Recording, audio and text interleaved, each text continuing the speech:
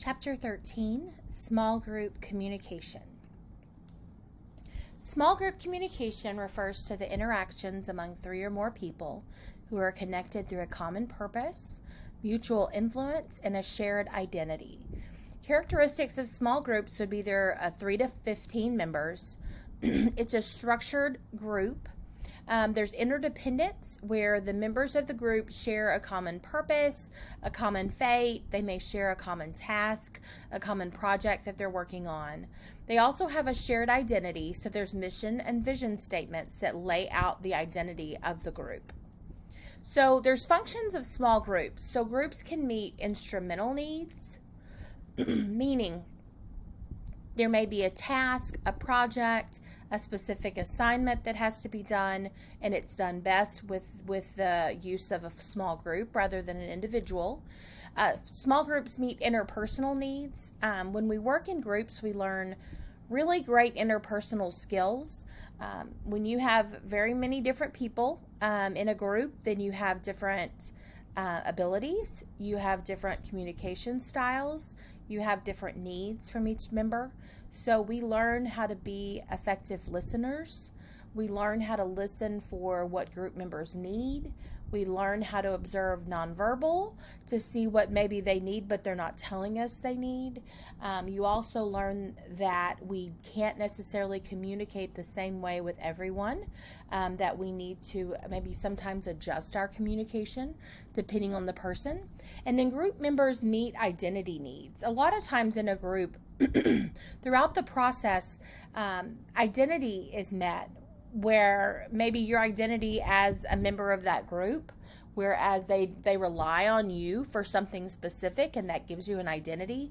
But even beyond that, your work as a group is something that provides identity. There's types of small groups. There's task-oriented groups. These groups are formed to solve a problem, promote a cause, or generate ideas or information. So you're put together to perform some sort of task. Relational-oriented groups are formed to promote interpersonal connections and are more focused on quality interaction that contribute to the well-being of group members. So a task-oriented group is assigned to complete a specific task or a project, and a relational-oriented group are formed to really build and bridge interpersonal connections, and they're focused on really quality interactions that contribute to the well-being of the group members and the group members growing interpersonally. So why are groups formed? Primary groups are long-lasting groups that are formed based on relationships and include significant others. Secondary groups are characterized by less frequent face-to-face instructions or interactions, and they're less emotional and relationship communication. They're more task-oriented. Teams or task-oriented groups in which members are loyal and dedicated to the task and the other group members. And virtual groups take advantage of new technology and meet exclusively or primarily online to achieve their purpose or goal. And as we all know, in the past year or so, virtual groups have really begun to explode. Advantages of small group: you have shared decision making. So when you're working on a project as a group, determining the right direction to take, determining the right steps to take, that's something shared amongst group members. You also have shared resources. So it's not just one person using all of their personal resources to accomplish a goal. It's the group that's sharing resources. You have synergy, which is the potential for gains in performance or heightened quality of interactions when complementary members of group characteristics are added to existed ones. So I always like to think about what my strengths are. What do I have to bring to a group? And I have, we'll all think, okay, we have some. But then what are the things we struggle with? What are the things that are challenging for us to do, that maybe take a little bit more of a thought process for us, that just aren't instinctually easy for us to accomplish? And when you're in a group, the benefit of that is you complement each other. My strengths might be your weaknesses, so we work really well together. Whereas my weaknesses may be your strengths, and so we really can get things done by pulling our positive attributes. And then also in groups, you have exposure to diversity. You have exposure to different people in period. You have exposure to different cultures. You have exposure to different communication styles. You have exposure to people of different strengths. Disadvantages of a small group: sometimes someone can be just as effective than a group of people. And I think many of us refer back to our experiences in classes when we were assigned a group or we chose a group, and sometimes those can be pretty challenging tasks because not everyone in the group may take things as seriously as others. I think this becomes a little bit better as you get older, and your groups are more in your professional setting rather than in an educational setting, and when everyone's job depends on it, I think groups have more of an impact. Group communication can sometimes present challenges. There's times that we know when we're in a group that there's individuals that dominate the conversation. There's individuals that maybe are aggressive communicators, and it can be a difficult process. Social loafing are when members contribute less to the group than other members, or than they would if they were working alone. So that basically means sometimes, for those of us that are a little social and chatty, if we are working with groups and there's someone for us to talk to and visit with and get off task with, it's easy to happen. Our conversations venture from task-oriented to personal and go on and on and on. And so we may not stay as focused as we would if we were working by ourselves. Scheduling can many times be a challenge. When you're trying to work around multiple people's schedules, that can be challenging when you're dealing with a group. Interdependence sometimes is a challenge. For some of us, it's really hard to rely on other people to do their jobs, that we would rather take it over ourselves. We'd rather do everything on our own, and we can't necessarily depend on others. Then there's groupthink. Groupthink is the practice of thinking or making decisions as a group in a way that discourages creativity or individual responsibility.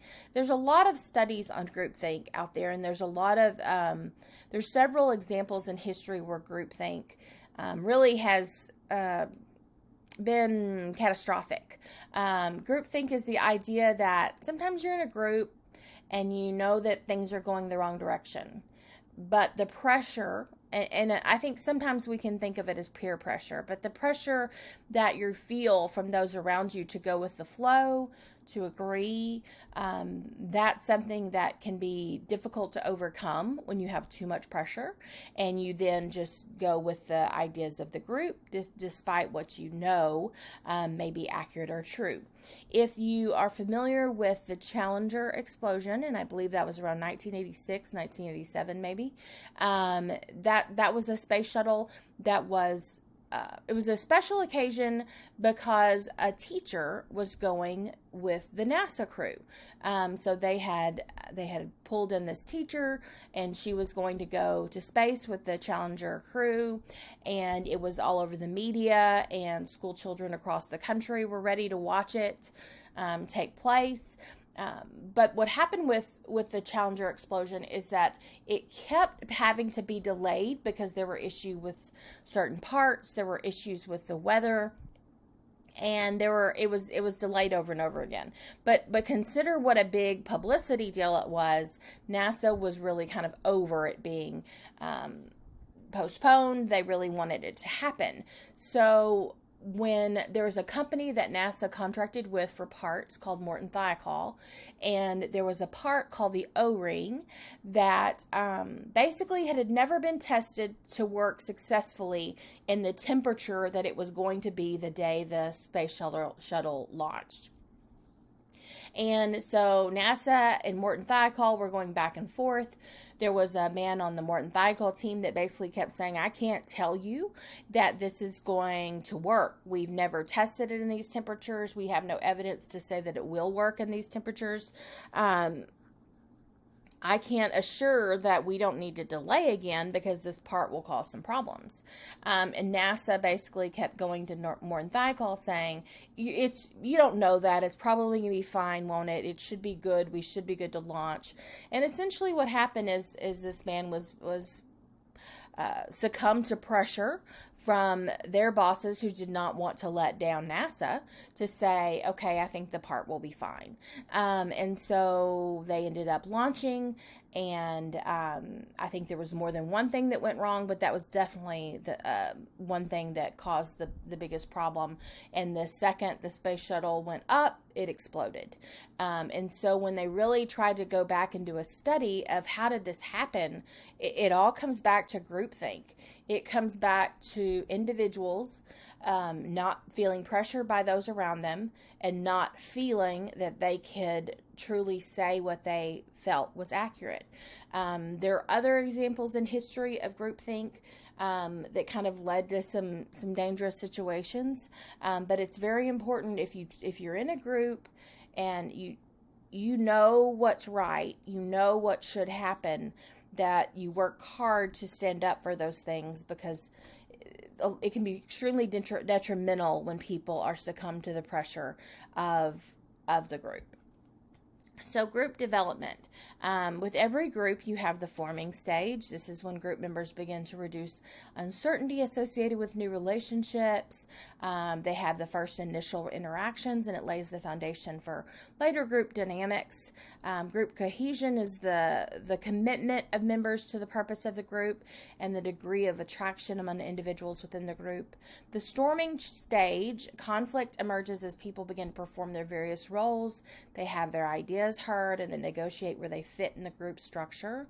Norming stage is the practice and expectations of the groups are solidified, which leads to more stability, productivity, and cohesion within the group.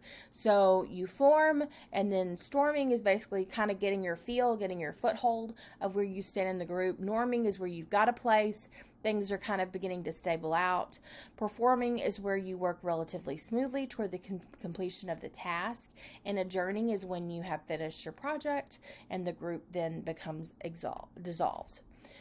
So group dynamics, the group climate is basically the tone and quality of group interactions that experienced by group members. So this can come from task cohesion, refers to the commitment of the group to the purpose and the activities of the group, and social cohesion refers to the attraction and liking among group members. So just keep in mind, if you have a group, let's say of 15 or less than that, like 8, and you have one person that is really not committed to the task, it's going to throw off the climate.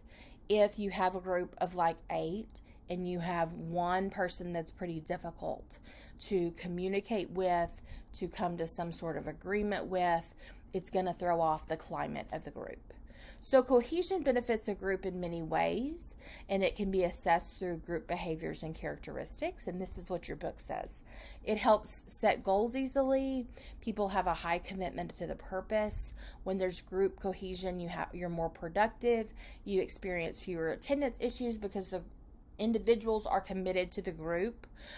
Your group members are willing to stick with the group during times of difficulty. They have satisfied group members who identify with, promote, defend the group. And members that are willing to listen to each other and offer constructive criticism. And when you have strong group cohesion, there's less anger and tension. So appropriate levels of group cohesion usually creates a positive group climate, since the climate is affected by member satisfaction within the group. So climate has also been described as group morale. So here are some qualities to positive group climate. You have participation.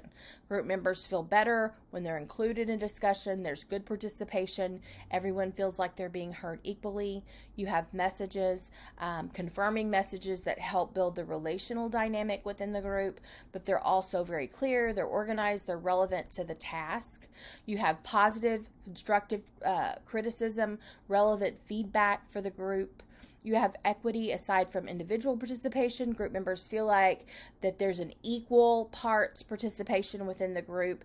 There's turn taking. One person's not the dominant in the conversations and the discussions.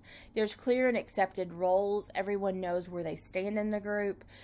They know how the hierarchy operates within the group. They know where their role is, and they feel satisfied when they're completing those roles. And there's motivation. Member motivation is activated by pursuing perceived connection to and relevance of the group's goal or purpose. Symbolic convergence refers to the sense of community or group consciousness that develops in a group through non-task related communication, such as stories or groups. Group fantasies are verbalized references to events outside the here and now of the group, including references to the group's past, predictions for the future, or other communication about people or events outside the group. Socializing group members refers to the process of teaching and learning the norms, rules, and expectations associated with group interaction and group behavior. There's technical knowledge, there's skills and information needed to complete the task, and then there's social knowledge. There's that focus on behavioral norms and that guide interactions. And of course, like we talked about groupthink already, there's group pressures. There's conformity, the likelihood to accept norms and rules and that others, which can influence interaction and potential for conflict. There's external pressures. Sometimes there's group policies. Sometimes there's timelines, rewards, or punishments that are an external pressure that puts additional pressures on the group. Conformity pressure can also stem from external forces, and then like we talked about, groupthink. Conflict, it can appear in indirect and direct forms within the group interaction, just like in any interpersonal interaction. That's group conflict. Procedural conflict, it may be disagreeing on the mechanics of group operation, the systematic processes that are happening. Substantive conflict focused on group members' differing beliefs, attitudes, values, and interpersonal emerges from conflict between individual members of the group. So there's primary and secondary tensions. Primary tensions based on uncertainty that is a natural part of initial interactions, and secondary emerges after the groups have passed the forming stage of development and begin to have conflict over roles and ideas that differ and personality conflicts. So managing conflict in groups, you have to clarify the issue at hand, kind of get to the root of the problem, create a place for positive discussion, discuss needs rather than solutions, set boundaries for discussion, so there needs to be someone that's the gatekeeper in the discussion, use we language to maintain existing group cohesion and identity, and I language to help reduce defensiveness. We know that through our life, you're going to work with groups many, many times. Sometimes it's going to be a positive experience and a very rewarding experience. Other times it may be more challenging. The key for your part in a successful group is to be an effective listener, an effective communicator, and to make sure that you're doing the best you can to help the group be successful by doing your part within the group.